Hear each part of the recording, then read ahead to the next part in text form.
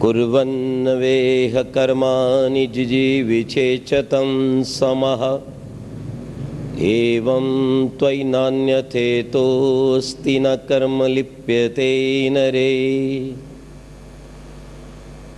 ॐ शान्तिः शान्तिः शान्तिः। उपस्थित शुद्ध पवित्र आत्माओं, परमपिता परमात्मा की अपार कृपा से हम सब यहाँ पर वैदिक सत्संग के निमित्त एकत्रित हुए हैं। ये हमारा परम सौभाग्य है कि हमें मानव का सर्वश्रेष्ठ जन्म प्राप्त हुआ है। उससे भी अधिक इस बात का सौभाग्य है कि एक मानव का जन्म हमें भारत में हुआ है। उस भारत में हमारा जन्म हुआ है जहाँ पर ऋषियों महर्षियों ने वेद के ज्ञान का प्रकाश किया है, जीवन के रहस्यों को जाना है और वेद के अनुसार चलते हुए अपने पुरुषार्थ से समाज की सेवा करते हुए उस परम पिता परमात्मा के आनंद को प्राप्त किया है। इसलिए हम संसार के अन्य लोगों की अपेक्षा अधिक सौभाग्यशाली हैं कि हम अपने मानव जन्म के मुख्य उद्देश्य को जान सकते हैं। जीवन विचारों पर खड़ा है। विचार ज्ञान से बनते हैं और ज्ञान यदि सत्य है तो जीवन श्रेष्ठ बनता है। प्रायः जो आप अपनी मान्यताएं बना लेते हैं वे मान्यताएं आप इस आधार पर बनाते हैं कि आपको अपने माता पिता, अपने संबंधियों, अपने पड़ोसियों अथा गुरु तथा आचार्यों से क्या सुनने को मिला। जैसा हम अपने आसपास रहने वालों से सुनते हैं धीरे धीरे वैसी हमारी मान्यताएं बन जाती हैं। परंतु ध्यान रखें, ये आवश्यक नहीं कि जो आपकी मान्यताएं अब तक अपने परिवार में, अपने मित्रों के साथ रहकर तथा कथित विद्यालयों में अध्ययन करके, कुछ लोगों के ग्रंथों को पढ़कर, कुछ व्यक्तियों के प्रवचनों को सुनकर बन गई हैं, वे मान्यताएं सच्ची हैं। वे मान्यताएं आपको अपने जीवन में, जीवन के मुख्य उद्देश्य को प्राप्त करने में सहयोगी होंगी, ये बात आवश्यक नहीं है। आज विभिन्न प्रकार के पाखंड इस धरती पर दिखाई देते हैं, चाहे जड़ पूजा है, चाहे भाग्यवाद है, चाहे जातिवाद है। जब हम ऐसे लोगों से चर्चा करते हैं तो वे कदापि ये मानने को तैयार नहीं होते कि उनकी ये मान्यता गलत है।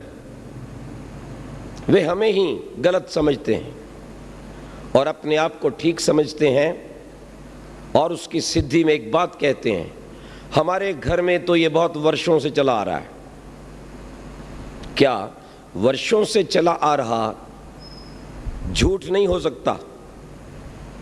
विचार कीजिएगा, क्या जरूरी है कि जो बात वर्षों से चली आ रही वो सच्ची ही हो?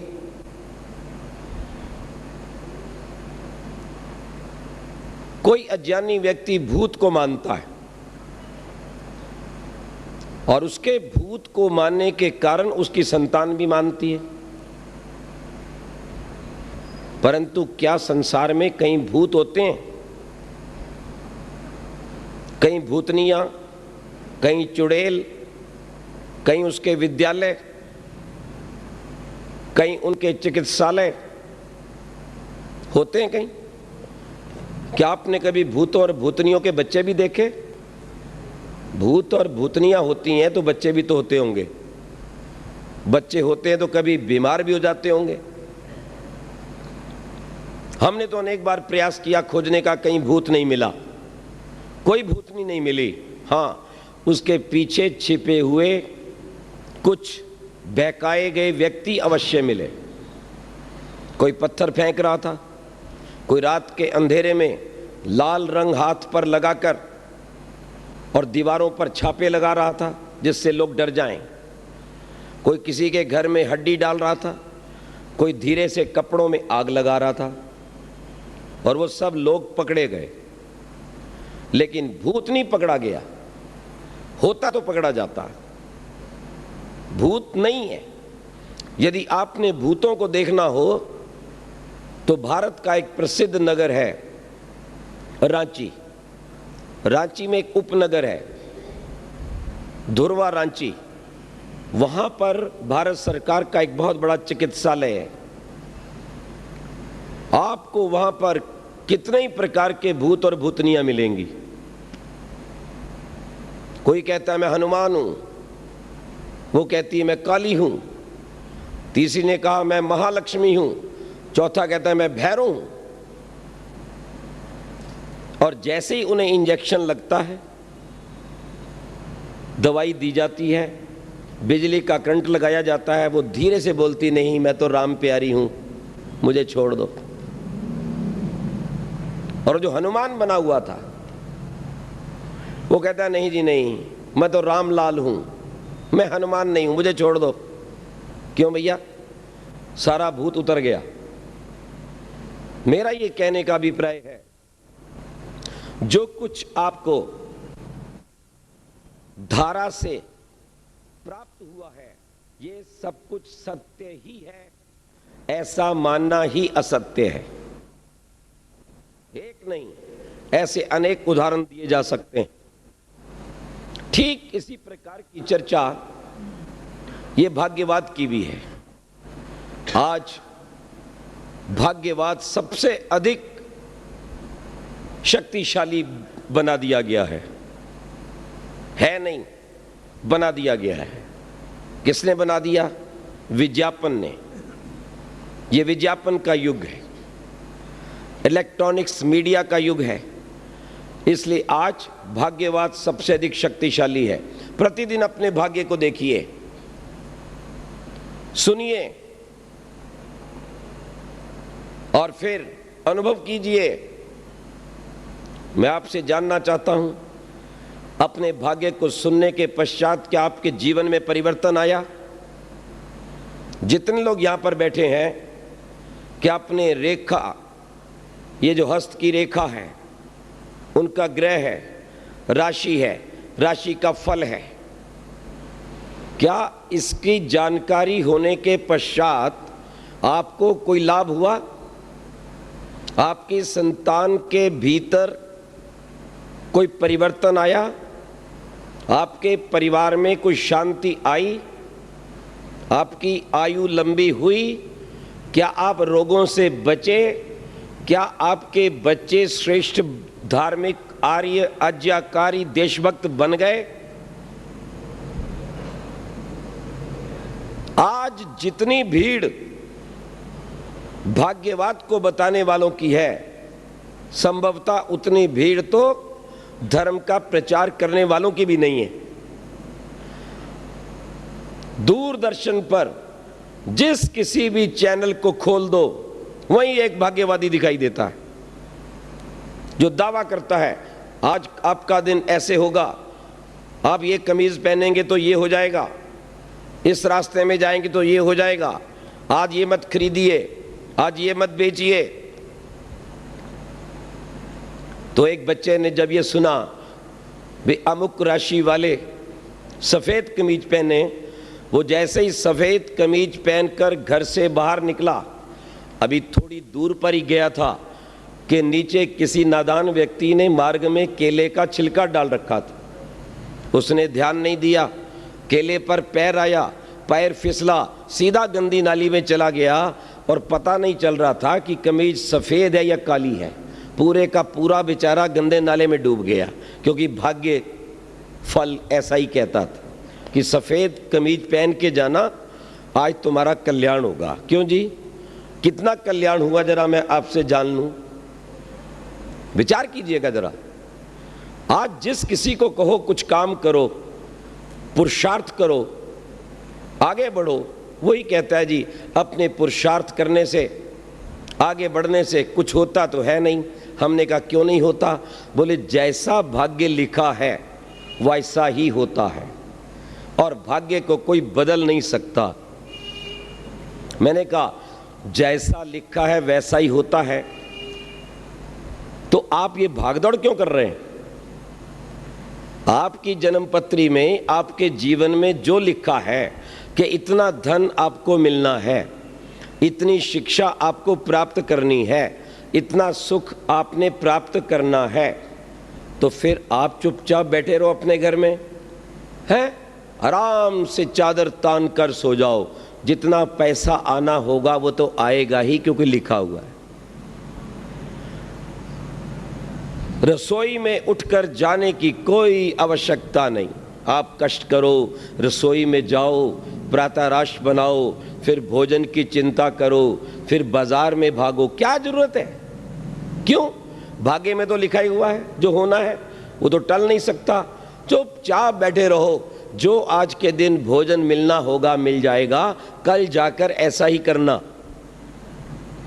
और फिर मुझे आकर बताना कि किस किस को बिना रसोई खोले अपने आप सजी हुई थाली आ गई। अरे खीर आ रही है, मालपुआ आ रहा है, क्या बात है, गुलाब जामुन आ रहे हैं, दही भले आ रहे हैं, देखता हूं मैं जरा। और दुकान भी मत खोलिएगा। क्यों? जो भाग्य में मिलना है उसको कोई रोकता नहीं। कहते हैं ना, समय से पहले और भाग्य से अधिक। अच्छे अच्छे पढ़े लिखे मूर्ख ये बात कहते हैं। क्या कहें? मूर्ख इसलिए कहना पड़ता है कि पढ़ाई लिखाई में उनके नंबर जरूर अच्छे आए हैं, 80-90%, पर इस विषय में वो जीरो हैं, क्योंकि इस धर्म को जानते नहीं हैं, व्यवहार को जानते नहीं हैं। और परमपिता परमात्मा ने जो सृष्टि के आदि में हमें कर्म करने की विद्या दी थी, उस विद्या में वे शून्य हैं। परमात्मा ने सृष्टि के आदि में आज से लगभग 2 अरब वर्ष पूर्व हमें वेद का ज्ञान दिया। ऋग्वेद, यजुर्वेद, सामवेद, अथर्ववेद। ऋग्वेद में ज्ञान कांड, यजुर्वेद में कर्म कांड, सामवेद में उपासना कांड और अथर्ववेद में विज्ञान कांड था। और सुरक्षा का उसमें विशेष उल्लेख है। अर्थात ज्ञान, कर्म, उपासना और सुरक्षा के बिना कोई व्यक्ति धरती पर सुखी नहीं रह सकता। ध्यान रखना इस बात को। और यदि ना ज्ञान प्राप्त करें, ना आप कर्म करें, ना प्रभु की साधना करें और ना सुरक्षा का ध्यान रखें, केवल हाथ पर हाथ रखकर बैठ जाएं, जो भाग्य में होगा जरूर मिलेगा। ठीक है, मिलेगा ना? क्योंकि बालक की पत्री में लिखा है कि बालक बहुत बड़ा विद्वान बनेगा है और देश विदेश की सैर करेगा। तो बस जब लिख दिया तो फिर विद्यालय में भेजने की क्या जरूरत है? बालक जब प्रारंभिक दिनों में विद्यालय भेजा जाता है कितना रोता है। कई बार तो ऐसा होता है माँ भी रोती है, माँ उसको नहीं छोड़ना चाहती, वो माँ को छोड़ना नहीं चाहता। अरे आप बाल्यकाल की बात कर रहे हो, हम तो आपकी कल की बात बता रहे हैं। हमारे पास कल एक बेटी का फोन आया जिसकी अवस्था लगभग 30 वर्ष है, वो डॉक्टर है और उसने कहा पिताजी क्योंकि मेरे अमुक स्थान पर नौकरी लग चुकी है, अब मैं वहीं कमरा लेकर रहूंगी। तो पिता भी रो रहा है, बेटी भी रो रही, नहीं बेटी अब वहां जाके नहीं रहोगी। और वो कहती इसके बिना काम नहीं चलेगा, पर क्या करूं, मुझे रहना पड़ रहा है। दोनों ही रो रहे हैं। मैंने कहा रोने की जरूरत क्या है, घर में बैठो, जन्म पत्री आपके पास है, और घर बैठे बैठे जो धन आना होगा अपने आप ही आ जाएगा। बाहर जाकर नौकरी बिजनेस करने की आवश्यकता ही क्या है। और जरा विचार करो, यदि आप अपनी संतानों को घर ही बिठा लें जन्म के साथ, तो मैं आपसे पूछना चाहता हूं, कितने बच्चे विद्वान बनेंगे, कितने बच्चे डॉक्टर, साइंटिस्ट, इंजीनियर, वेदाचार्य बनेंगे? फिर कहां गया उनका भाग्य? मेरे भाग्य में लिखा हुआ है, मेरी जन्मपत्री में क्या लिखा हुआ है वो भी मैं आपको सुना देता हूं। मेरी जन्मपत्री में लिखा हुआ है, ये बालक माता पिता की बहुत सेवा करेगा। और ये बालक 23 वर्ष का था, जो इंजीनियर बनने के बाद है, और लगभग कुछ सर्विस की थी उस समय गवर्नमेंट की, तो उसके बाद उस जन्मपत्री के अनुसार मुझे कहाँ होना चाहिए था? अपने घर पर है, शादी करवाकर बच्चों के साथ, और सेवा करनी चाहिए थी किसकी?